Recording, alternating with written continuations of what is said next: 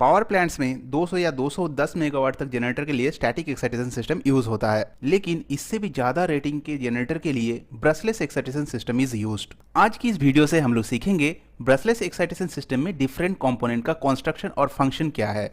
After that we will learn how this brushless excitation system practically works. At last we will discuss static और brushless कौन सा system better है। इस excitation system का main 3 component होता है, एक 16 पोल परमानेंट मैग्नेट जनरेटर, 6 पोल main exciter और डायोड रेक्टिफायर व्हील। ये 3 कंपोनेंट जनरेटर के साथ सेम शैफ्ट में माउंटेड रहता है और ऑटोमेटिक वोल्टेज रेगुलेटर के हेल्प से ये तीनों कंपोनेंट कोऑर्डिनेटली काम करता है और जनरेटर फील्ड में डीसी सप्लाई प्रोवाइड करता है। This is how practically 500 megawatt generator के लिए ब्रशलेस एक्साइटेशन सिस्टम काम करता है। अपेरेंटली देख के थोड़ा कॉम्प्लिकेटेड लग सकता है, but trust me this is very easy. You can understand each and every component of this diagram. तो इस ब्रशलेस एक्साइटेशन सिस्टम का कहानी हम लोग स्टेप बाय स्टेप समझेंगे। एट फर्स्ट देखो, ये ब्रशलेस एक्साइटेशन सिस्टम हम लोग एक्चुअली यूज क्यों कर रहे हैं? जनरेटर के रोटर में एक डीसी सप्लाई प्रोवाइड करने के लिए। अब इसके लिए 2 एक्साइटर रहता है, एक पायलट एक्साइटर, एक मेन एक्साइटर।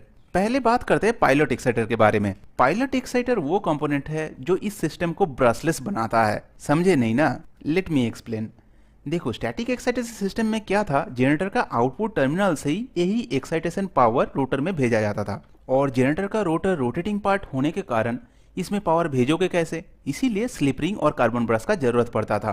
तो अगर हम लोगों को ब्रास को हटाना है तो ऐसा कुछ अरेंजमेंट करना पड़ेगा सो दैट बाहर से एक्साइटेशन पावर लेने का जरूरत ना पड़े। लेकिन बाहर से पावर लोगे नहीं तो पावर आएगा कहाँ से? यही काम करता है पायलट एक्साइटर। अब देखो, ये पायलट एक्साइटर एक्चुअली एक परमानेंट मैग्नेट जनरेटर होता है जिसका कंस्ट्रक्शन नॉर्मल सिंक्रोनस जनरेटर जैसा ही है, जिसमें 3 फेज आर्मेचर वाइंडिंग स्टेटर में रहता है, लेकिन चेंज है रोटर में। रोटर में परमानेंट मैग्नेट यूज होता है और इसका नंबर्स ऑफ पोल है 16। और रोटर में इतना ज़्यादा नंबर्स ऑफ पोल होने के कारण इस पायलट एक्साइटर से जो 3 फेज एसी जनरेट होता है उसका फ्रीक्वेंसी होता है 400 हर्ट्ज। इस पीएमजी के आउटपुट वोल्टेज का फ्रीक्वेंसी कितना होगा, उसका वैल्यू तुम सिंपली NS = 120 F/P फॉर्मूला से निकाल सकते हो।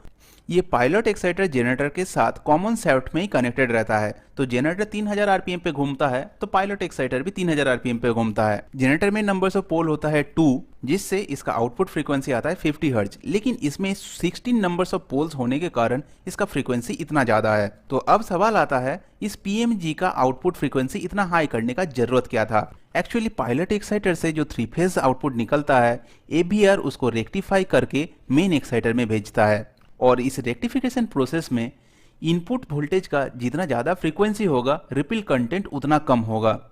मतलब AVR आउटपुट से स्मूथ डीसी हम लोगों को मिलेगा। सो अभी तक इस प्रोसेस में हम लोग देखे पायलट एक्साइटर से जो 3 फेज एसी जनरेट हुआ, AVR के अंदर फुल्ली कंट्रोल्ड रेक्टिफायर के थ्रू रेक्टिफाई होके मेन एक्साइटर में डीसी सप्लाई प्रोवाइड किया। चलो अब मेन एक्साइटर का कहानी समझ लेते हैं। मेन एक्साइटर का कंस्ट्रक्शन पायलट एक्साइटर से जस्ट रिवर्स होता है। मतलब इसका स्टेटर में आर्मेचर वाइंडिंग ना रह के डीसी फील्ड वाइंडिंग होता है और रोटर में 3 फेज आर्मेचर वाइंडिंग रहता है and its numbers of poles are 6। So इस जनरेटर से जो आउटपुट जनरेट होगा उसका फ्रीक्वेंसी कितना होगा? बस NS = 120 F/P फॉर्मूला लगाओ, आ जाएगा 150 हर्ट्ज। इस मेन एक्साइटर का आउटपुट फ्रीक्वेंसी को ज्यादा रखने के पीछे रीजन सेम ही है, so that ripple content rectification process में कम हो जाए। इस टोटल एक्साइटेशन प्रोसेस में एक मेन कंपोनेंट है ये कॉइल, क्वाड्रेचर एक्सिस कॉइल, जिसका फंक्शन है जनरेटर का रोटर करंट को मेजर करना। स्टैटिक एक्साइटेशन सिस्टम में जनरेटर रोटर करंट को मेजर करना उतना डिफिकल्ट नहीं था क्योंकि एमीटर यहाँ पे हम लोग कहीं पे भी कनेक्ट कर सकते थे, लेकिन इस ब्रशलेस सिस्टम में टोटल अरेंजमेंट इसी शैफ्ट में रहता है और सब एक साथ घूमता रहता है। तो इस रोटेटिंग अरेंजमेंट से करंट को कैसे निकालोगे? इसीलिए डायरेक्टली करंट को मेजर करना इस सिस्टम में पॉसिबल है ही नहीं, जिसके कारण ये क्वाड्रेचर एक्सिस कॉइल को यूज किया जाता है।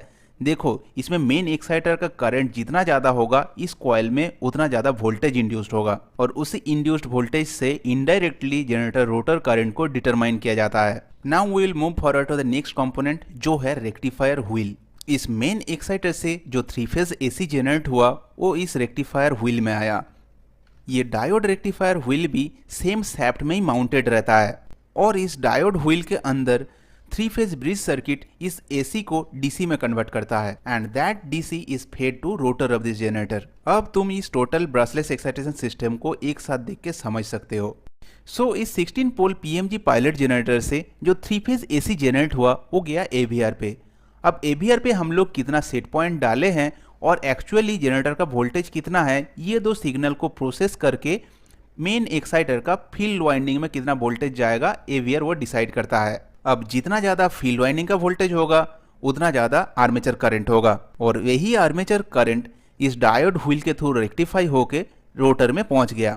अब इस टोटल प्रोसेस में देखो, यहाँ से लेके यहाँ तक ये सब वायरिंग रोटर के अंदर ही है, तो डायरेक्टली करंट हम लोग मेजर नहीं कर सकते, इसीलिए क्वाड्रेचर एक्सिस कॉइल से रोटर करंट को हम लोग सेंस करते हैं। One important point that you should note, इस टोटल प्रोसेस में रेक्टिफिकेशन कितना बार हुआ? 2 बार। एक बार इस एवीआर में देखो एसी टू डीसी कन्वर्जन हुआ, फिर यहाँ पे diode rectifier wheel AC to DC conversion किया। लेकिन ये दो रेक्टिफिकेशन प्रोसेस में डिफरेंस क्या है?